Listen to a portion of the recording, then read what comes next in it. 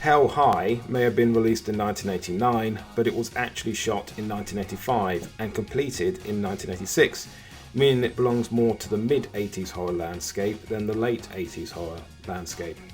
That's important because those two scenes were completely different from each other, almost like night and day.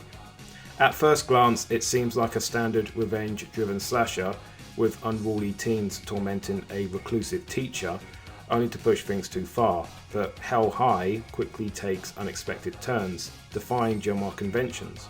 The characters aren't the typical one-note victims or villains, and the film has a nasty, almost mean-spirited edge that sets it apart from more formulaic slashers of the era. Its brutality is stark, but not over the top in an Evil Dead 2 kind of way. Instead, it leans into psychological horror with moments of tension that feel raw and unpolished, more in line with Last House on the Left than Friday the 13th Part 7.